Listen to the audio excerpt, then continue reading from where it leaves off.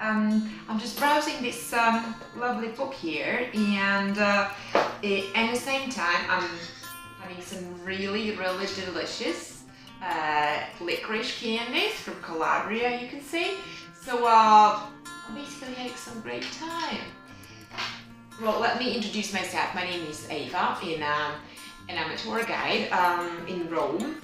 Well, I'm native Hungarian, but I've been in Rome for like, well, exactly 15 years. And I've been working as a tour guide for like over 13.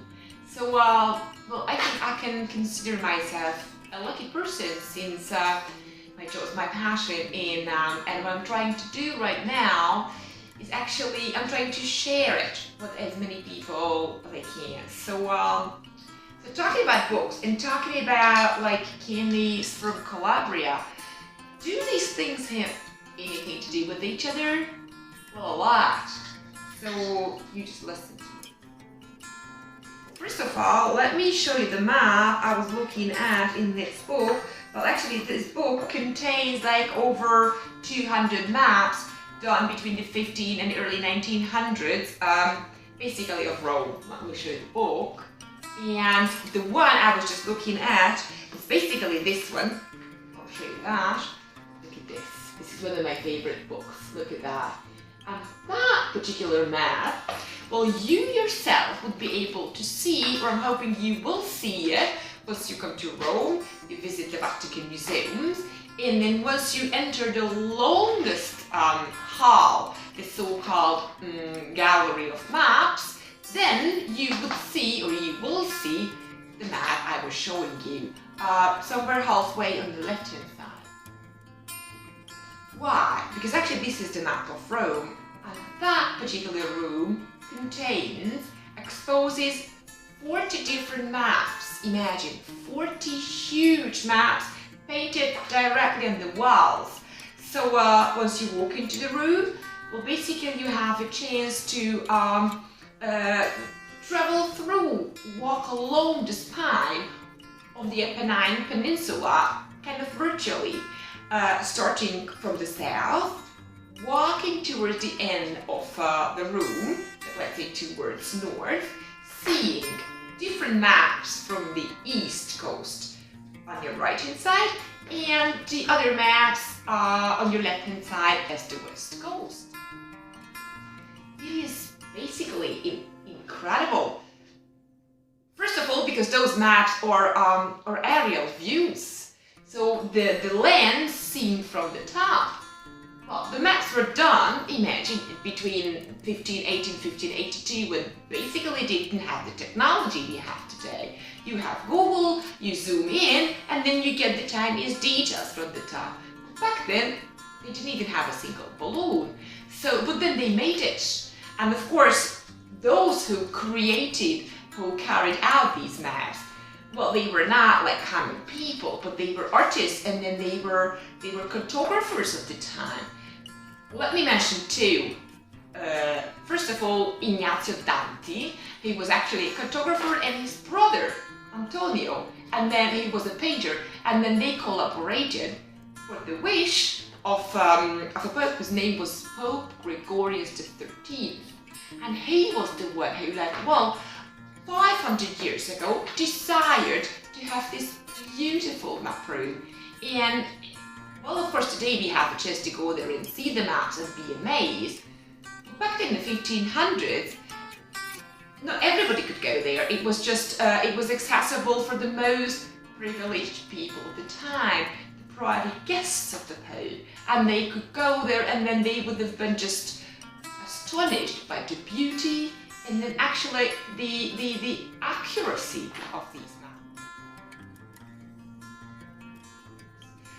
But you know what? Once you walk into the room, probably the most astonishing thing that immediately grabs your attention is not even the maps, the ceiling. Imagine yourself like walking into this endlessly long room, and suddenly you look up, and what you can see there, it is quite overwhelming.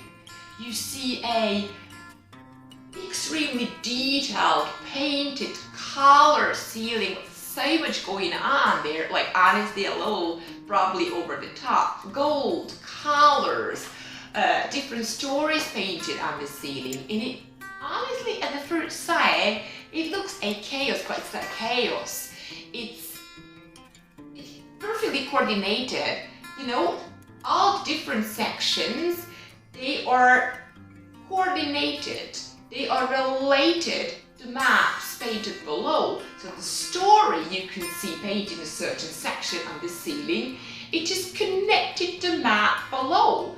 You can see stories from Roman history, you can see stories from life of different saints, like the life of Saint Francis from Assisi, painted directly on top of the city of Assisi. So it is all perfectly done, and that was meant to be that way. So, well, first of all, talking about the Pope. Well, he was a Jesuit. And then Jesuits already back then, they were the most cultured. So like this Pope Francis, he's a Jesuit.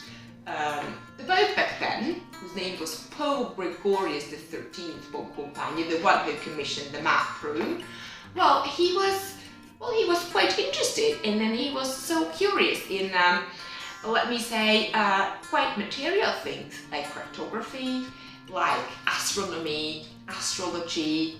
And if you try to recall the name of the calendar we use today, we call it the Gregorian calendar, because actually that was introduced by this particular Pope, Pope Gregorius XIII, the Boncompagni. He was the one who basically reformed the Julian calendar. It was used for like hundreds and hundreds and hundreds of years before. So, well, since he was a pope, he was not a scientist, of course he needed help.